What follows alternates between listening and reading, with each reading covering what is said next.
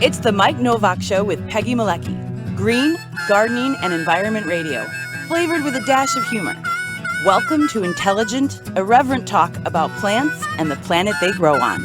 Your questions, comments, and participation are always welcome on Facebook and Instagram at The Mike Novak Show and at Mike Now on Twitter.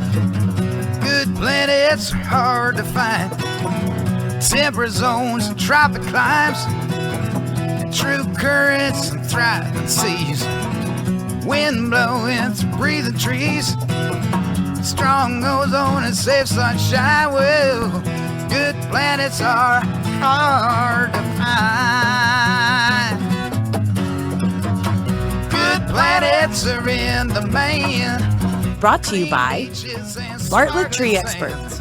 Every tree needs a champion. Go to bartlett.com. Jet streams, perfect air. And here they are, Peggy Malecki and Mike Novak. Well, good planets are in demand. Right.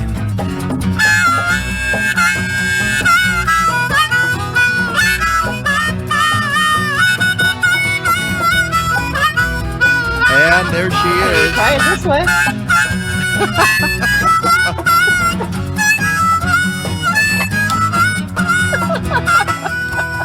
Oh boy. Did you try it the other way? Will it not stay up? Goodness, I have AirPods. Oh my goodness. I can't use my keyboard that way. I'll fiddle with it. And I'll tell you Hello. something. Hello, good morning.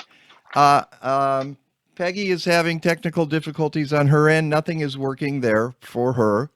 And I just got a call from our first guest, who's in Greece, and we checked out everything. Everything's perfect up to 15 minutes ago, and I can see that he's frozen on the screen, and I don't know why. So this is how we're off to a start today. I guess it's one of those. It's one of those mornings or something. I guess. I don't know. Wait, there he is. I can see him now, and he's waving. Okay, so he's back. Although I can, let's see if our guest is there. I'm gonna do a quick check with you, Julian Hoffman. Are you with us?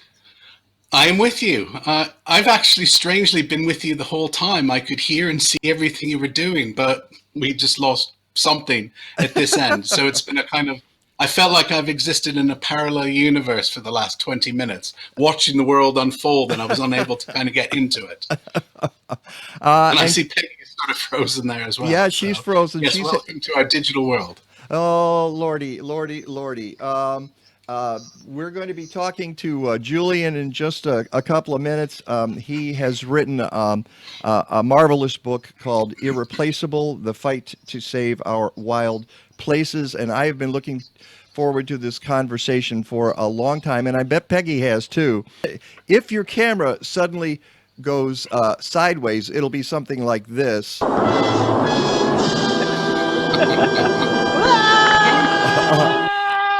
And there she is, sideways, and we lost. We didn't lose Julian. That's the way the macro is. He's laughing. I know, and I'm glad. I'm laughing, but I vanished. You have vanished. I didn't want people to have to stare at you as you were drinking your tea, and this is actually not how we wanted to start the show. But without further ado, let's bring in our guest, author and naturalist Julian Hoffman. Again, author of Irreplaceable, The Fight to Save Our Wild Places. Good morning, Yes. And I should say good afternoon to you, Julian. Good afternoon from here, from northern Greece, and very, very good morning to you both, Mike and Peggy. Pleasure to be here. I'm glad we got through some of the technical hitches, even though we'd started off brilliantly, and it's a pleasure to join you this morning. It's a pleasure to have you on the show, and I'm really, as I said, looking forward to this conversation. And Peggy, I'm going to give you permission. If you want to fool around with your setup there, that's okay with me. I can always, if it's totally out of control, I have the ability to just do this with you. So, No. okay, but I can pop it back. All right. I will put my mental engineering brain on and see what I might have available here. So if I disappear for a second, that means I figured it out. All right, great. Well done. But I don't want to not talk to Julian. I know you don't, because you've read the book as well, and I want to start with folks who might be scratching their heads and saying that doesn't sound like a Greek accent. Julian, you are not that's not your native country. Can you give us a little bit about your background? Yes, I was born in the northeast of England. Grew up in southern Ontario, so not all that far from you. Oh my goodness. Returned to the UK and have now lived in the mountains of northern Greece for a little over 2 decades now.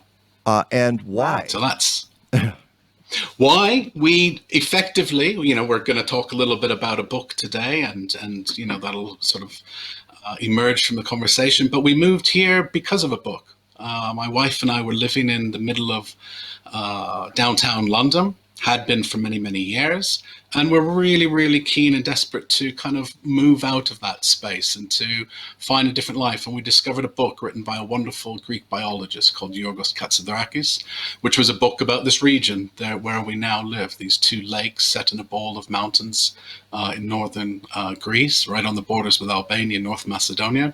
We read the book over the course of an evening. I'm quite sure there was a bottle of wine, if not 2, consumed alongside it, and decided that very same night that we would move to this village of 150 people. And 20 years later, we're still here. All right. So the power of books, the power of the word. That's unbelievable. Sight unseen. Sight unseen. We arrived here with these great rucksacks, front and back, carrying whatever we thought we might need in this new life that we were hoping to forge, and that was it. And with the extraordinary hospitality, generosity, and help of people we met here within days of arriving, we were able to put down roots and build a life for ourselves here. So it's the thankfulness to, and the gratitude, I suppose, to people who reach out and who are willing to graciously host you and to welcome you into their community. And that's been an enormous learning lesson in many ways over the last 2 decades. And that is so interesting. I think for a lot of people, it's one of those, there are 2 kinds of people in the world things: those who move around all the time, and those who could never possibly uproot themselves from their homeland or their home area, let us say. I'm a Midwest guy myself, and I grew up in Detroit, but Chicago is Detroit on steroids, basically. So it's not a whole lot different from Detroit in many ways. It's still Midwestern and it has that same flavor, but to move I'm from Chicago and lived here my whole life too. So yeah. Right. I even when I was an actor, and folks said, "Oh, you got to go to L.A." I thought about it for a while, and I thought, "No, I don't. I really don't want to. I kind of like it here, and I think this is where I'm going to stay." So, kudos to you for reading a book and picking up. Thank you. It was, it was a great leap of faith, but I think those leaps of faith, they are sometimes rewarded with enormous possibilities, and we were very fortunate, very fortunate. And I imagine that part of it was your background as a naturalist. When you saw the kind of territory you're going to be moving into, you thought, I can. Well, it's not do your work better; it's just be inspired, perhaps a little bit. Well, curiously, much of that work emerged from arriving here. My background wasn't as a naturalist at all.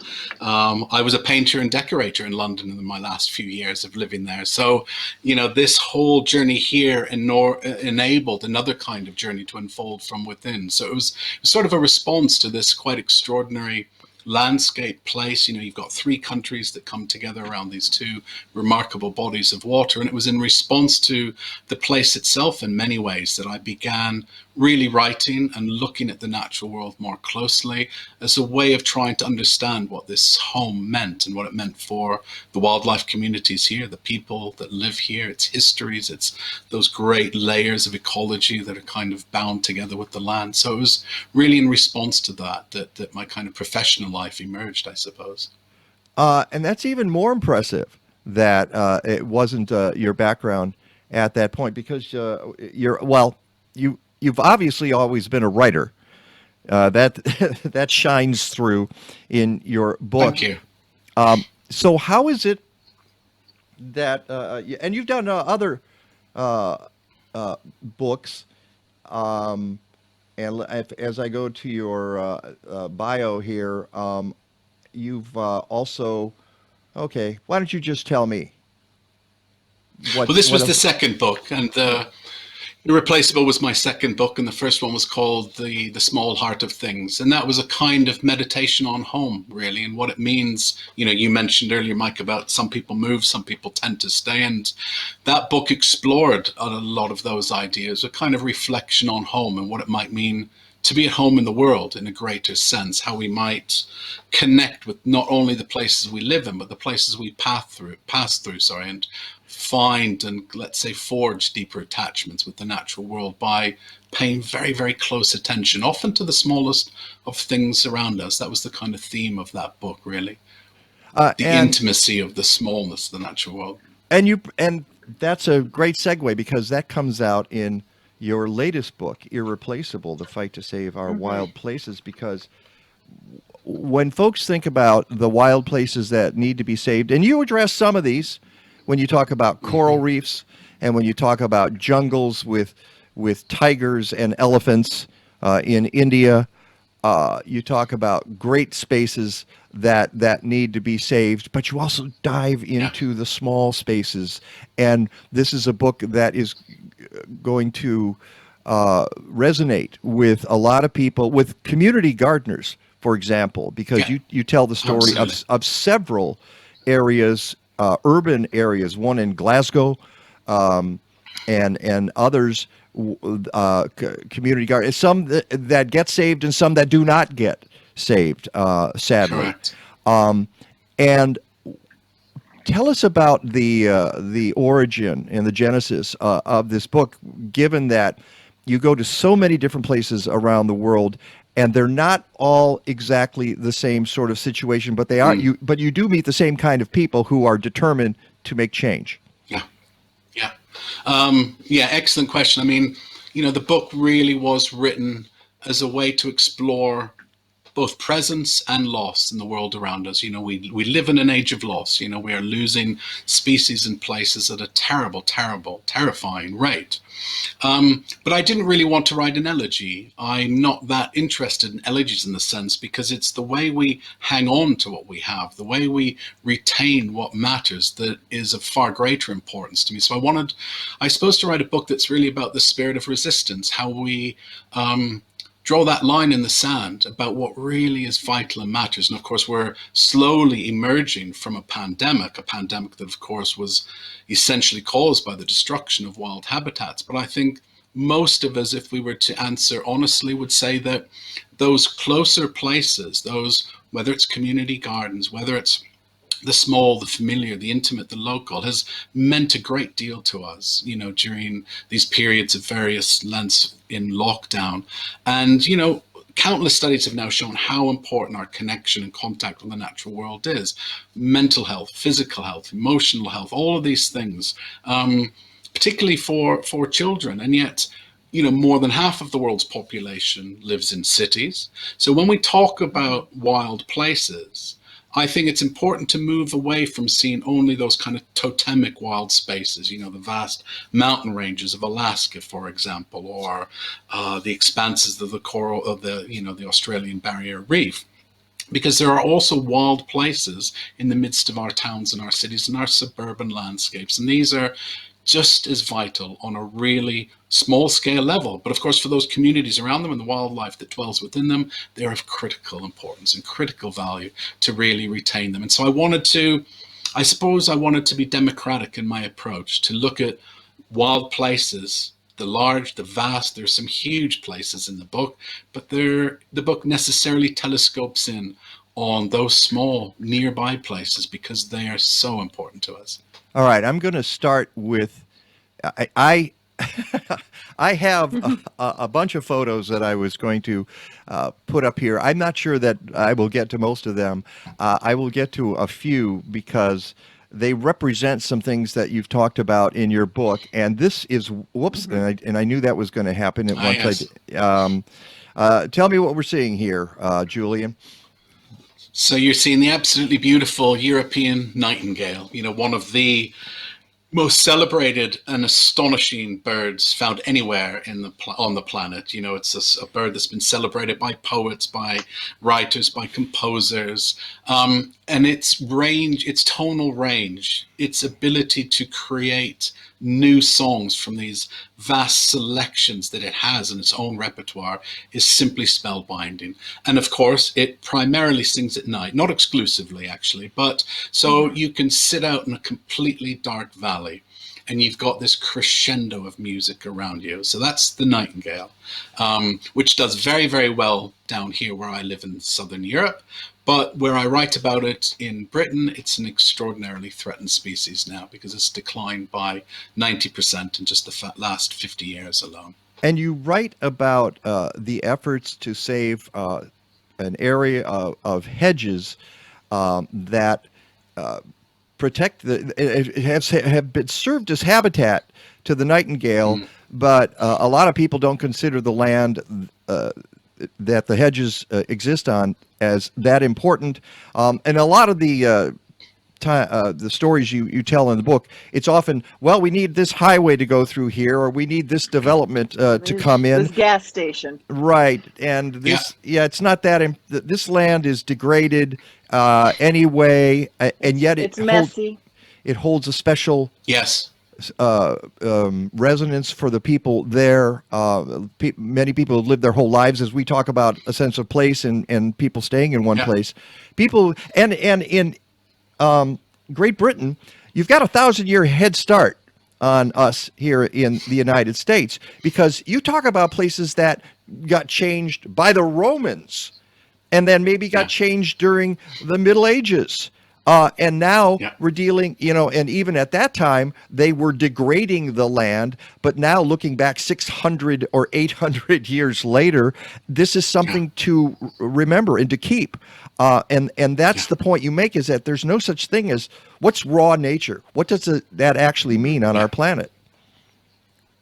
Yeah, I mean, that last part of yours, there's very little that is untouched by humans, in the world around us. Even if you go to the remotest parts of the Arctic archipelago, northern Canada, let's say, there's still atmospheric disturbance there. There is literally, you may not find the kind of human residue or traces literally on the land in many parts of it, but it's certainly been touched by, our influence. And most of our landscapes have been, to a lesser and larger degree. But as Peggy mentioned, the gas station, and what I discovered in the course of writing this book was that there are some places, extraordinary places, ancient places, that are threatened by the most crass developments. And one was an 850-year-old ancient woodland in northern England, in which developers wished to put a gas station and a petrol station, as we would say in the UK, motorway services, the big car park on top of it. And I wanted to explore what, if that proposal went through, what do we lose? What do we strip away from the surface of the earth? The 850 years of accumulated ecologies, but also human connections and the connections of communities to this place. And so I really wanted to write also about how we value the world around us. What measure do we utilize in ascertaining what is of worth? And of course, we inhabit an economic system that's supported by a political framework that's heavily invested in the ruination of the living world, that sees the exploitation of both natural resources and people as part of the equation of profit. And so I really wanted to look at what are we trading away for the construction of a development here. And it led me down some paths into profound beauty of these places, but also of terrifying losses as well. What we're willing, at least at a governmental or development level, to give up in exchange for development. And the terms that are often used for those places are things like the words progress, improvement. I mean, what's an improvement? Economic development. Right. And I was looking at the place called Gwent Levels. That's another one. That's in Wales. Yeah. I didn't know what Gwent Levels was. And on many of these places you write about, I'd never heard of. And they're stories that probably most people have not heard of. Yes, you might have heard about the jungles of India and the effort to save the megafauna there, or charismatic fauna, I guess we call them. But you don't hear of Gwent Levels, which is a series of reens. I mean, what's a reen? Yeah. You know, folks don't know what a reen is. It's a channel. It's been dug. It was dug hundreds of years ago, and now supports all kinds of wildlife. Yeah, absolutely. Nicely stated there, because the reen is just the Welsh word for a watery ditch. And on the surface, it sounds like, well, that's nothing. But many of those reens were actually dug by hand by medieval monks across this extraordinarily flat landscape abutting the Severn Estuary in southern Wales. And over the course of centuries, because each reen is subtly different, because it wasn't constructed by machine, but rather by human hand, each one is subtly different, either in gradient, in the slope of the bank, in the quality of the soil, ever so slightly from the next one. So it supports a vastly different range of aquatic invertebrate species than the one next to it does. So altogether, you've got this extraordinary, there are thousands of miles of reens on the Gwent Levels, and altogether they form this remarkable mosaic of profound diversity in terms of water species, all there just under the surface of the water. So you might say, well, what's a watery ditch? Well, a watery ditch, each and every one was an entire world. It's fabulous when you read about it, especially the children who come and they take the jars and they pull out a little bit of water from the watery ditch, and then they take it into the classroom and take a look at the life in those jars. And they learn and they understand the quiet of those places. I think that's underestimated in all of the natural areas of our world, the quiet, that we are a species that's terrified of quiet. We want music in all of our stores. We want the TV on all the time. We hear the traffic going by, and when we experience quiet, it's come to the place where quiet is jarring to us. Yeah. And what was really fascinating about that specific episode is that I'd gone to the Gwent Levels, a remarkable place, completely protected in law, but still there was a plan to put 15 miles of highway or motorway right through it, 6 lanes through these reens. And I spent time with a environmental education class, a group of 9 and 10 and 11-year-olds. And we went pond dipping together. And I must say, I mean, I loved it possibly even more than them. And I was very reluctant to relinquish my net at the end. You know, it was just like being a kid all over myself. And it was fantastic. You know, finally the teacher said, time to hand in the nets. And it was like, but do we have to? And so I decided to speak to the kids about their connection to this place that was threatened. And because I didn't want them to sort of corroborate one another's stories as kids might do if they overhear, I spoke to them individually as we walked back to the Nature Reserve's offices. And what profoundly moved me is that despite keeping them separate, they still gave me the exact same answers. The first answer, and here we go, here's the Gwent Levels, wonderful. Yes. Their first answer wasn't that much of a surprise, because they said that they adored the Gwent levels because it's where they had contact with the bugs and the birds and the bees, and they got their hands muddy and they got to go pond dipping and run around through the field. So that wasn't a huge surprise. But their second answer, which each and every child articulated privately in just a slightly different way from the other, really floored me, because they said that they loved the quiet and the peacefulness of the place. One boy said that when his parents were at home, if they were arguing, he could come down here and it was quiet and peaceful. Another one said that it was really silent when she was down here. Another boy said that when he was on the Gwent levels, he could just be with his thoughts. And what I learned from that is that we inhabit a 21st century world with evolving technologies, structured playtime for a lot of children. And yet what those kids passed on to me is that at the deepest level, they sometimes need nothing more than that extraordinarily animating quiet of the natural world. And I think we ignore those needs at our peril and the peril of our children and our grandchildren, because I think we have been to some degree led to believe that we have to fill those lives. But actually, it's much the opposite in many ways. And what they were clearly stating as we spent time there was that quiet, I need that quiet. And that quiet, of course, would have been entirely destroyed if 15 miles of motorway were plowed through those protected levels. And to the, I was reading about that photo I put up there came from a story in The Guardian, and they were talking about the politicians who were proposing it and giving the party, and it was Labor Party, and I said it don't matter, it doesn't matter, which party it is, who cares? This is such a bad idea.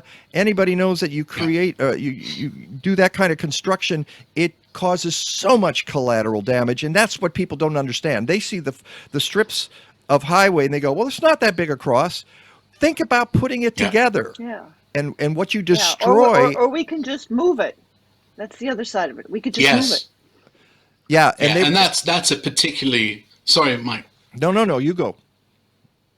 I think that's, what Peggy had said, that we can just move it. That's a particularly insidious development in sort of planning proposals recently. I'm not sure what stage you're at in the United States right now, but certainly in Europe, this idea that these places can be replaced, that we can offset them, that we can, that we can mitigate for them through compensation of other sites of natural value. Yeah, you mentioned that. Really misses the point. Yeah, you talk about they make proposals and they say, oh, okay, well, we'll take away this treasured land and we'll give you 16 acres here or hectares or whatever you want to use. And it's not the same. You can't do that. You can't. And we'll plant trees there. Well, as if to say we'll put create some saplings in. Yes. Yeah, we'll create an old growth forest for you in about a half a year. How's that? Not going to happen. Yeah, if you follow that through to its, I think many of us, especially when we were students, we probably had a print of a Van Gogh on our walls in our dorms or wherever it might be. We all know that that's not the original. It looks nice in the walls, but it's not the original. And it's no different when we talk about we'll get rid of this old growth forest or this ancient woodland in northern England and we'll give you something else. It's not the same thing. There is no equivalency between those two. That doesn't mean that we can't create and restore landscapes, because that's also of vital importance. But this the idea that we can exchange, that they're tradable, is really impoverished in terms of its thinking. Well, my plans for this interview have all gone out the window, photos out of order. So as you can see, all the macros are not working, and we're already 5 minutes behind our commercial break. This is the way these things go, but it's okay. I'm really enjoying this. We need to get back to it. It's Julian Hoffman, author of Irreplaceable. Irreplaceable, that's what you are. Not replaceable. Yeah, right. Irreplaceable. And that's why I called the blog post that I put up, it's Irreplaceable in Every Way, which is my homage to Nat King Cole and also to Julian Hoffman. It's the Mike Novak Show with Peggy Malecki. I wanted to throw this in. Alan! Alan! Alan! Alan! Al! Alan! And Probably I know, because I'm using my phone and Facebook's like telling me whose birthday is today. I'm going, I don't care. and I know I can get away with that clip because Julian is familiar with it. I mean, what naturalist in the world would? It is a classic. It's a classic. It is absolutely a classic. Here's something that's Unless not, you're an Alan, of course. yeah, right. What? Alan! Alan! Alan! Alan! Alan! Al! Alan! All right, let's pop that back up and pop Julian back in here. I want to play something for you, Julian. You inspired me to do this, and I think you'll recognize what this is.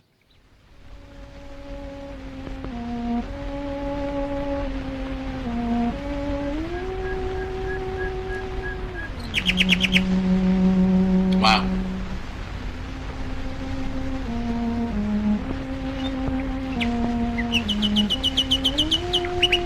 It's one of the stories you tell, isn't it? Isn't it amazing? You tell in the book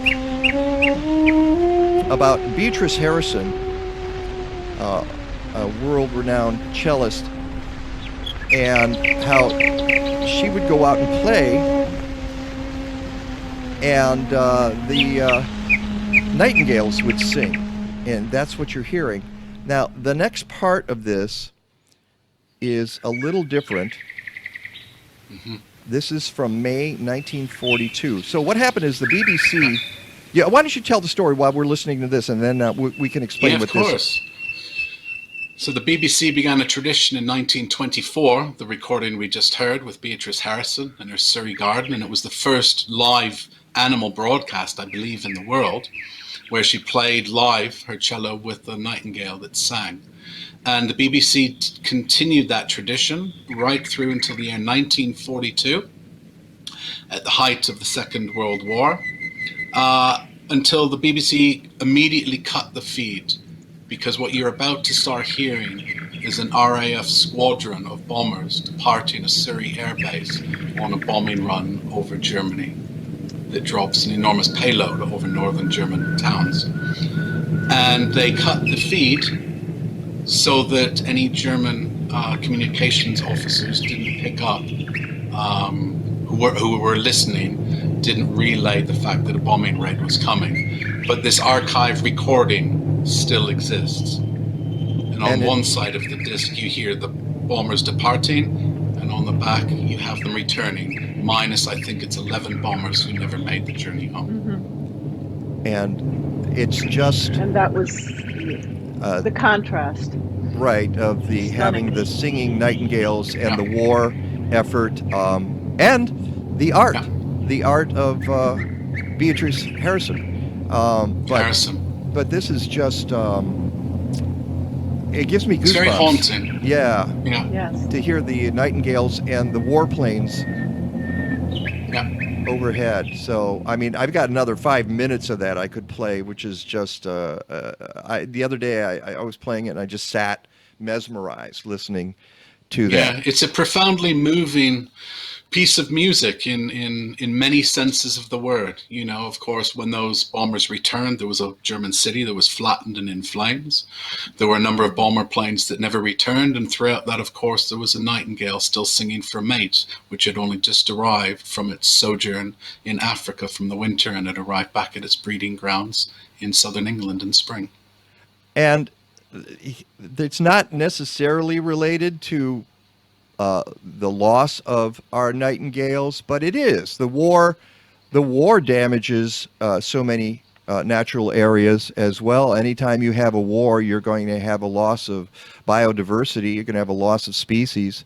But in particular, that segment just shows our connection to these animals. I mean, Alan aside. Yeah.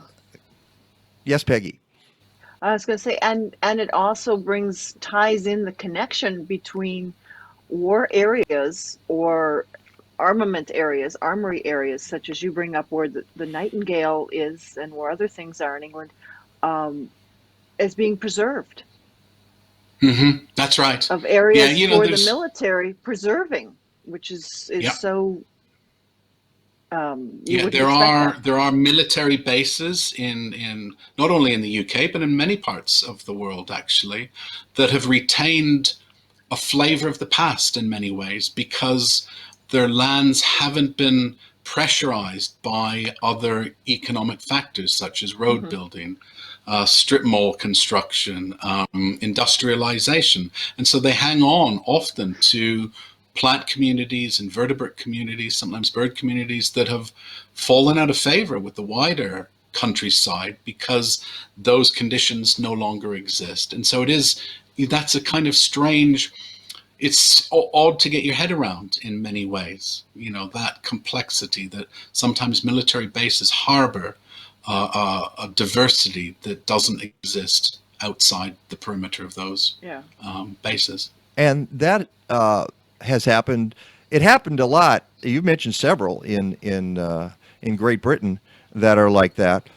We have a similar situation here in the United States, but a tad different, with Medewan National Tallgrass Prairie, which is one of the Yeah. places you write about. Again, not everything is in Great Britain, folks.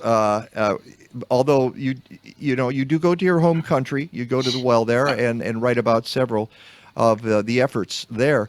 But as I mentioned before, you go to Indonesia, you go to India, That's right. you go to North America, to the Great Plains. And I have a surprise for you here. You weren't expecting this, and actually the technology, I believe, is cooperating right now. So Let's hope so. let's bring in somebody who introduced you to that area, and that's Arthur Pearson. Wow.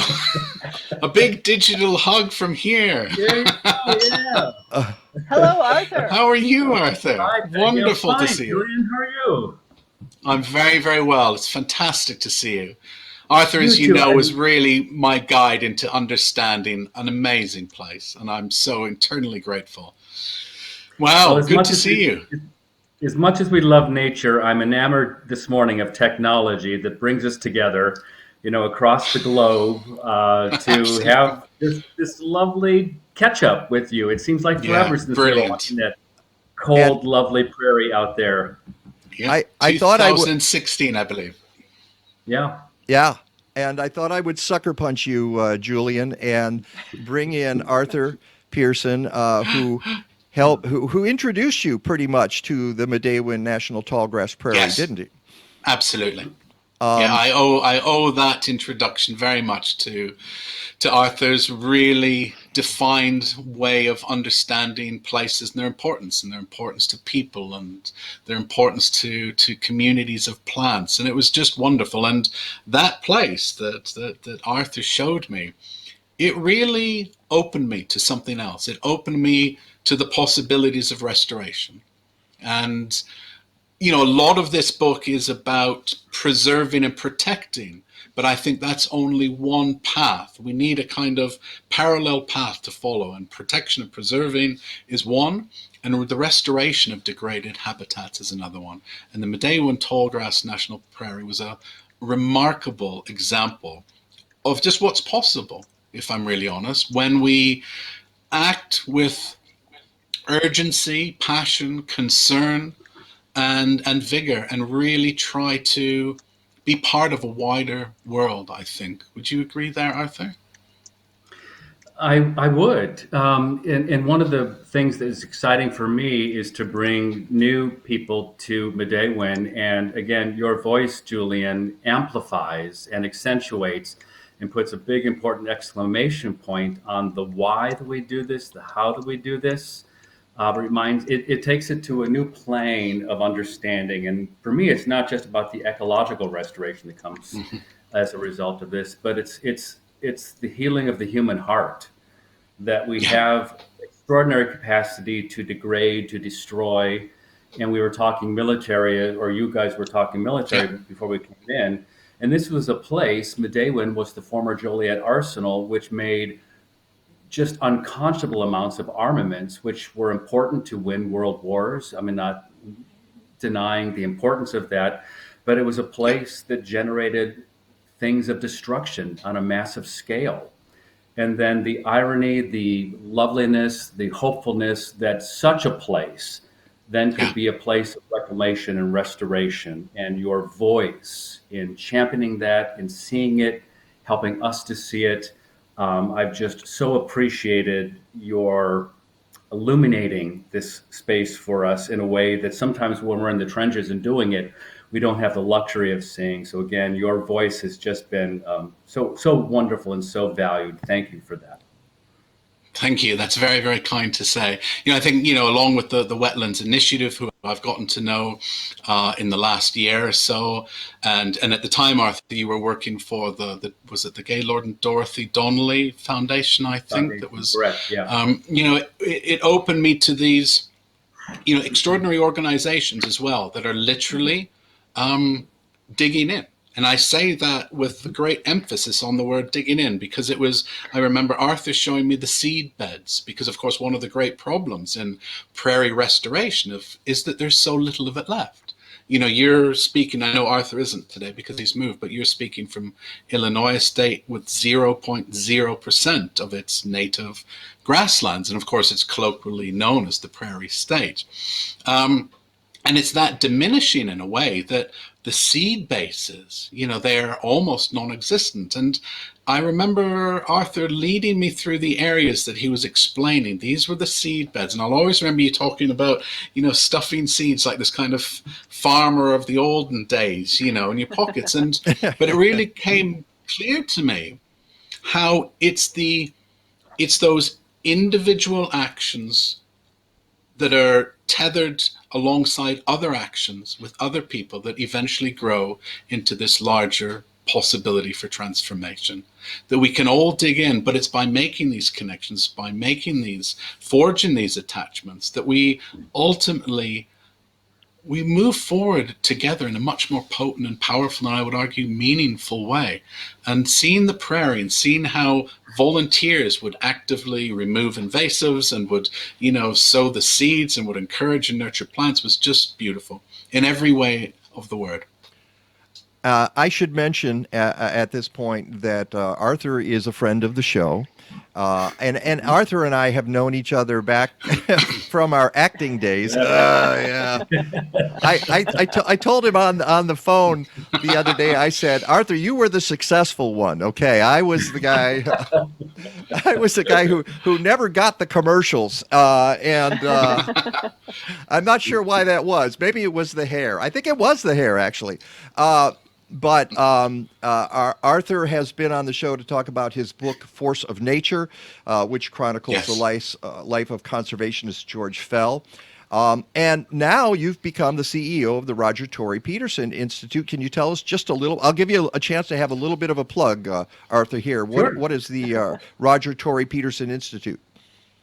So I have transplanted to the opposite side of the Great Lakes. We are here in Jamestown, New York, which is the hometown of Roger Tory Peterson. And I think most people know the famous Peterson field guides, those beloved guides that took you into the field and revolutionized nature study for people all over the world. Well, the Roger Tory Peterson Institute is a living embodiment of the field guide. We exhibit world-class art by Roger Tory Peterson and other master artists. Mm-hmm. And we use this art to tell a powerful story, not just about the beauty of nature, but also, and I think this is interesting in line with Julian's book, about the challenges that nature face. But we're not stopping there. We can also tell the story that humans, while we've been the problem in some ways, we can also be a big part of the solution. Nature depends upon us, and we can, in fact, make a positive difference. Some ways, what we do here at the some ways. It's hard to imagine a species that is more dangerous than Homo sapiens. It just is. All right. Well, we only have a few more minutes. You guys are both here. One of the things I wanted to mention, and I'm not going to I may pop in a few photos here to inspire some conversation. But one of the things I notice about your book, Julian, is that it seems to be have as its nexus bird watching. You're a birder, I assume, and not all the stories, but many of the stories are approached from the side of what is this doing to our bird populations? Yeah, I think my primary interest when I really got started with being fascinated by the natural world, birds were the window. They were the portal into this extraordinary other place. And here are two of my absolute favorites, the Egyptian vultures. And, the Egyptian vulture is now in a precarious state in the southern Balkans, where I live.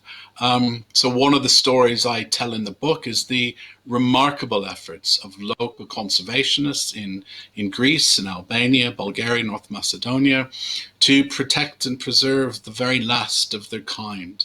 And they are, these were birds that were considered sacred in ancient Egyptian times because of their benefit to humanity, the way they act as effectively as kind of ecological recyclers of our human rubbish or other toxins that are in the environment through animals that have died.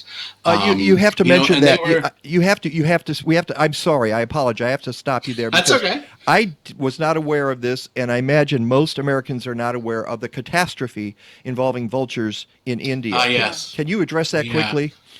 Yeah, of course.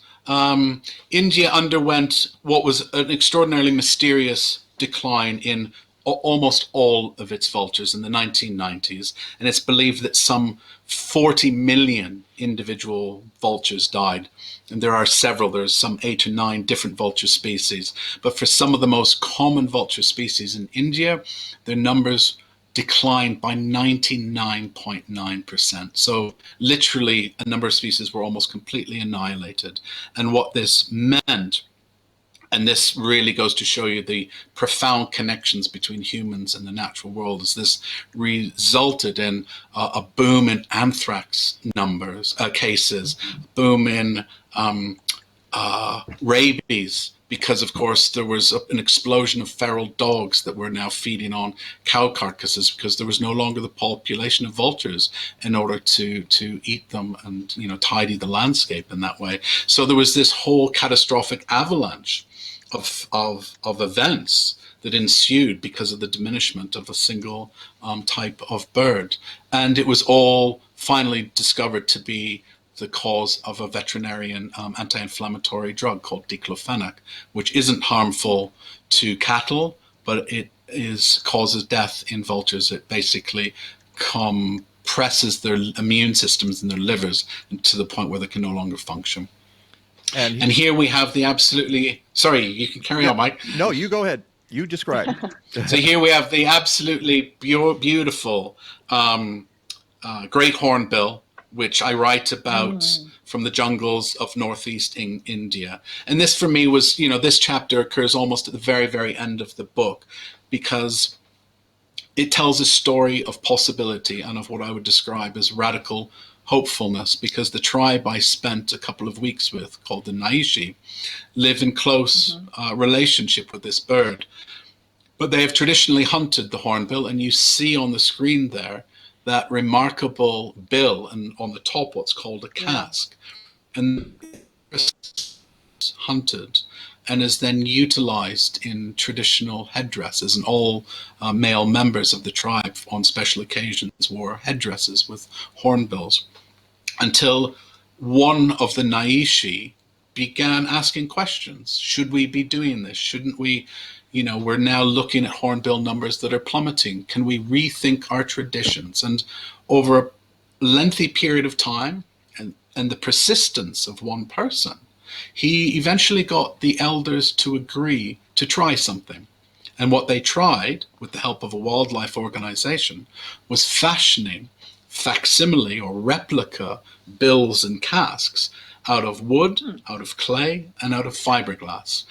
And now in the community that I spent time with, not a single male member of the Naishi wears a real hornbill casque on his headdress, but they proudly wear the facsimiles.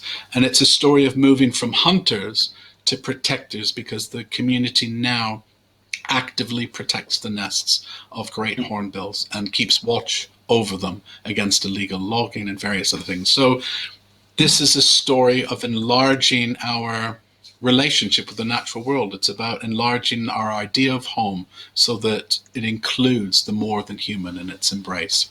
And finally, very quickly, give me 30 seconds on this. I know if you need a lot more time. This is the Endangered Balkan lynx, whose homeland is really in North Macedonia. This is a stamp from the country. And there's only about 50 to 60 of these wild cats that exist in the entire world.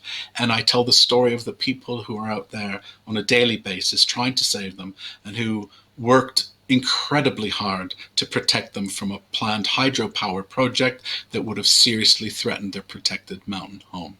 And that is the beautiful Balkan lynx in front of you on the stamp.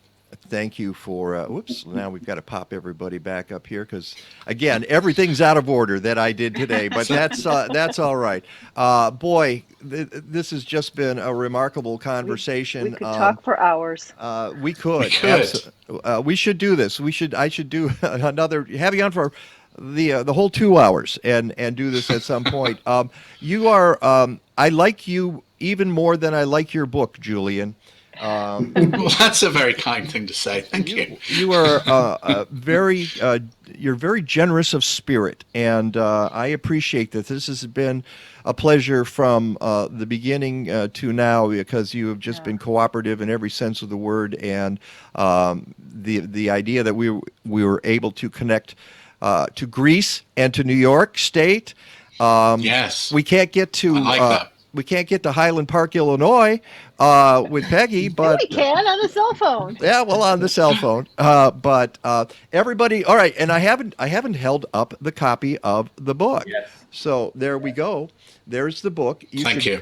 Get a copy of this. I have all the links at mikenovak.net. You can go there. Everything, including links to the Wetlands Initiative, and thank you to them. And Paul Botts is the guy who casually said, "Oh, you might want to take a look at Julian's book. It's kind of interesting." And it blew me away. And so did you, Julian. And their work, the Wetlands Initiative work, I think in Illinois and parts of Indiana, is just really profoundly changing the landscapes. I think it's really a credit to the people in that organization. So, well, they're doing the well kinds done to the wetlands initiatives. Yeah, they're preserving the kind of spaces you write about in Irreplaceable. And Arthur, thank you. Thank you so much for the surprise visit. I'm glad this worked out. Wonderful. I'm glad I was able to hook you two up again, and I hope we all get to see each other in person sometime very soon in 2021. Oh boy, wouldn't that be nice? I will. And just just one more time, just because I can. Alan!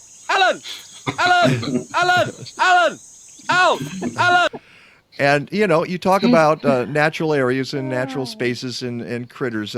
That's one of them. All right, thank you so much, gentlemen. Thank you, everyone. You guys have a wonderful Sunday.